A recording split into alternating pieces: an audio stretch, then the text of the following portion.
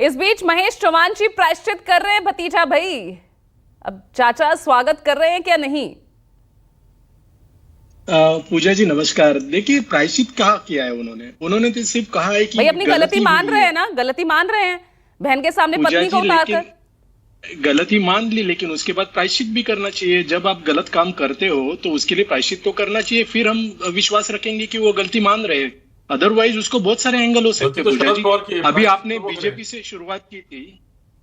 हाँ अभी आपने बीजेपी से शुरुआत की थी। पाठक जी बता रहे थे कि उन्हें उधर महाविकास आघाड़ी में मुख्यमंत्री बनने का मौका नहीं मिला, इसके लिए वो वहां चले गए। तो अब बीजेपी में आए तो बीजेपी में उनको मुख्यमंत्री की छोड़िए।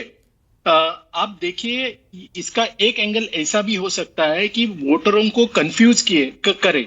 ये बीजेपी ने ही उनको कहा होगा अजित पवार जी को कि ऐसा स्टेटमेंट आप जाके करो सो दैट वोटर्स कंफ्यूज हो गए कि अजित पवार वापस शरद पवार गुट में जा रहे और शरद पवार और अजित पवार एक ही है। तो ये एक हो सकता है। दूसरा एंगल ये भी हो सकता है कि अजित पवार अपनी खुद की न्यूसेंस वैल्यू क्रिएट करना चाह रहे हैं। क्या देखिए मैं ये क्यों बोल रहा हूँ, महायुति में बीजेपी 150-160 सीटें लड़ने की बात कर रही है। एकनाथ शिंदे जी 100-110 सीटें लड़ने की बात कर रही है। तो यहाँ पर ही 270-280 सीटें हो गई। तो अजित पवार जी के लिए कितनी सीटें रह गई?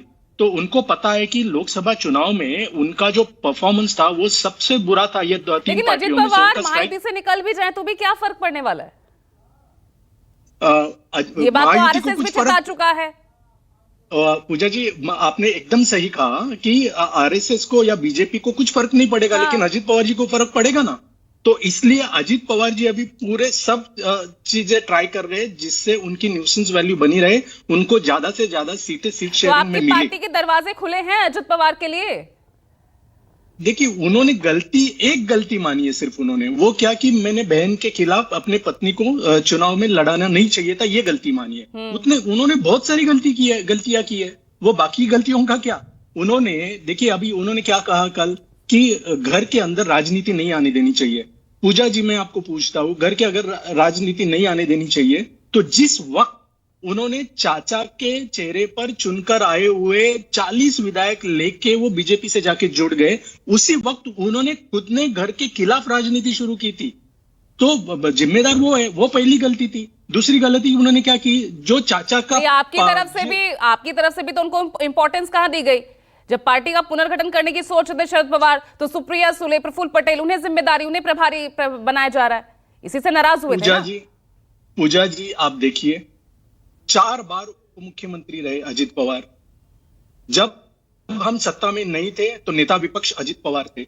उन्होंने उसके अलावा बहुत सारे बाकी भी मंत्री पद ले लिए, जैसे कि अर्थ मंत्री अभी है वो हमारे पास भी थे।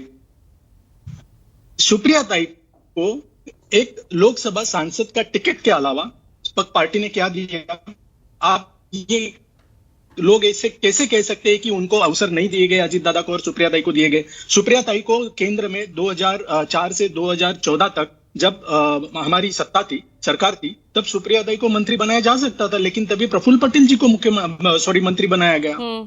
तो कौन सा अवसर सुप्रिया ताई को मिला और इन्हें नहीं मिला, ये आप बताइए। ये तो आप उन्हें समझाइए ना, जब वो नाराज होकर चले गए। अब आप कह रहे हैं, अब जयंत पाटिल कह रहे हैं कि भैया वो आज होते पार्टी में तो वहीं मुख्यमंत्री होते, उनको बनाया जाता। पूजा जी उसका दूसरा मतलब ये है, ये राजनीति है पूजा जी। इसका दूसरा मतलब ये है कि महायुति में अजित पवार जी मुख्यमंत्री कभी नहीं बन सकेंगे।